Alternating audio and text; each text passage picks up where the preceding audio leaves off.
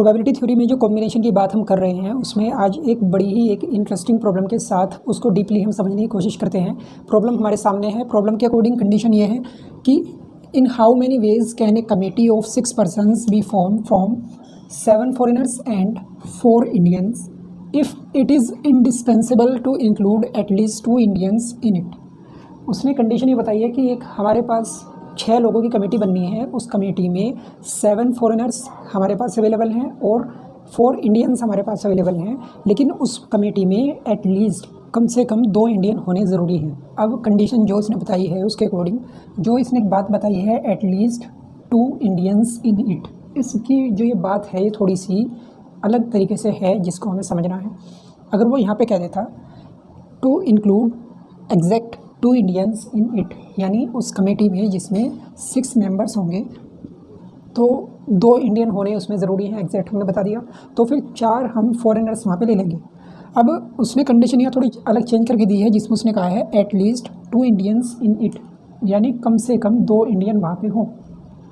अब उस कमेटी में अगर कम से कम 2 इंडियन होंगे तो उसको हम ऐसे भी कह सकते हैं कि 2 भी हो सकते हैं, एक इंक्रीज़ होकर 3 भी हो सकते हैं, एक और इंक्रीज़ होकर 4 भी हो सकते हैं, और हमारे पास मैक्सिमम जो नंबर है इंडियंस के वो 4 ही हैं, तो यानी मैक्सिमम 4 इंडियन भी उस कमेटी में हो सकते हैं। तो इस तरह से जब भी हम वो एटलीस्ट वाली बात बता देगा तो ये वाला रूल हमें यहाँ अप्लाई करना है कि एटलीस्ट वाली बात यहाँ पे आते ही जितना उसने मिनिमम कहा उससे हम मैक्सिमम की तरफ चलेंगे और मैक्सिमम वहाँ तक चलेंगे जितनी हमारे पास टोटल यूनिट्स अवेलेबल हैं, तब जाके हम अलग अलग फॉर्मेट में कॉम्बिनेशन को बना के total of combinations find out कर सकते हैं।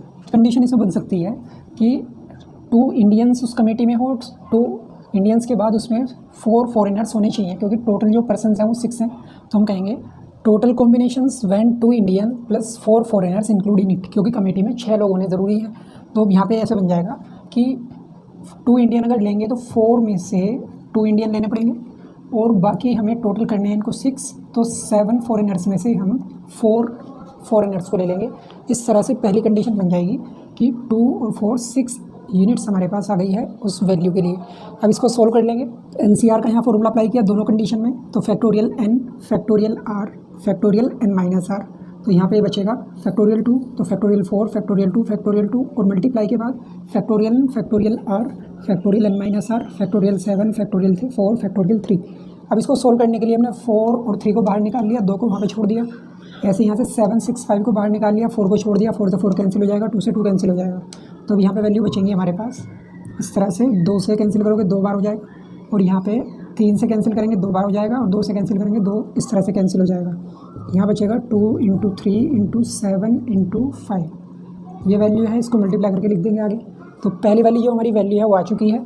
अब दूसरी कंडीशन इसमें है कि अगर टोटल जो वैल्यू होंगी वो इंडियन यूनिट्स उसमें 3 हो जाएंगी, यानी एक वैल्यू हम इंडियन वाली है इंक्रीज़ कर देंगे, तो 4 से 3 उसको सोल्व करेंगे, फिर यहाँ 7 से 3 आ जाएगा, उसको सोल्व कर लेंगे एक साथ, इसी तरह से उसका एक पेयर बन के आएगा।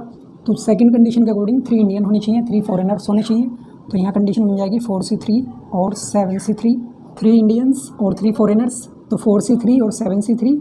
इसको सोल्व कर लेते हैं। उसी तरह से सोल्व करने के लिए हमने फिर से वही काम किया, factorial n factorial r factorial n minus r दोनों जगह अप्लाई कर दिया। यहाँ 4 3 और 1 7 3 4, अब 4 को बाहर निकाला, फैक्टोरियल 3 छोड़ दिया, नीचे फैक्टोरियल 3 इसमें है, इससे कैंसिल हो जाएगा। 7 6 5 को पहले की तरह हमने बाहर निकाला, फैक्टोरियल 4 छोड़ा, उसको यहाँ पे नीचे से इससे कैंसिल कर देंगे। फैक्टोरियल 3 को हमने यहाँ पे खोल लिया है, अब इसकी सोल्यूशन कर लेते हैं। इससे कैंसिल हो जाएगा, इससे कैंसिल हो जाएगा, और 3 से 6 कैंसिल 2 टाइम्स, और 2 से 2 कैंसिल, इस तरह से हो जाएगा। अब यहाँ पे देख लेते हैं, ऊपर बच रही है वैल्यू 4, नीचे 1 है, कोई वैल्यू नहीं है, × 7 × 5। अब आती है थर्ड वाली वैल्यू जिसमें हो जाएगा कि इंडियन उसमें 4 हो जाएंगे, फॉरेनर्स उसमें 2 रह जाएंगे। इस कंडीशन के अकॉर्डिंग 4 इंडियंस और 2 फॉरेनर्स, तो हो जाएगा 4c4 और × 7c2।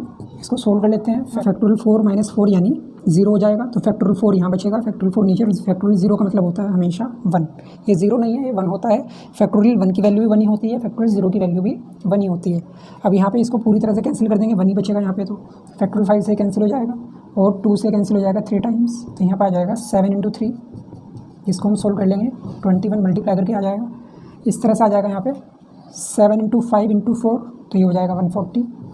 इसके बाद इसको मल्टीप्लाई करेंगे 2 × 3 × 7 × 5, तो 7 × 5 35, 35 × 2 70, 70 × 3 210, तीनों मल्टीप्लाई हमने कर ली है। अब जब हम यहाँ पे टोटल वैल्यूज़ निकालेंगे तो टोटल में जब टोटल ही करेंगे तो मतलब ऐड करेंगे, तो इस कंडीशन में हमारे पास आ जाएंगे टोटल कॉम्बिनेशंस टू फॉर्म एक कमेटी। ये आ जाएंगे सब टोटल होके 210, 140 एंड 21, सबका टोटल आ जाएगा 371। यानी टोटल जो मैक्सिमम पॉसिबिलिटीज़ हो सकती हैं किसी भी कमेटी को फॉर्म करने के लिए, जो चांसेस या पेयर्स बन सकते हैं, कॉम्बिनेशन बन सकते हैं, वो बन सकते हैं 371। तो इस तरह से हम किसी भी कॉम्बिनेशन की प्रॉब्लम में कमेटी मेकिंग का जो काम कर सकते हैं, उसके लिए डिफरेंट जो तरीके हो सकते हैं वो इस तरह से आ सकते हैं। एक बात इसमें पर ध्यान रखने वाली ये है कि सभी वैल्यूज़ को अलग अलग कैलकुलेट करने के बाद हमें उनको लास्ट में आके टोटल करके दिखाना होता है कि टोटल हमारे पेयर्स जो बन रहे हैं कॉम्बिनेशन वाली कंडीशन में वो इतने हैं। तो ये थी आज की प्रॉब्लम।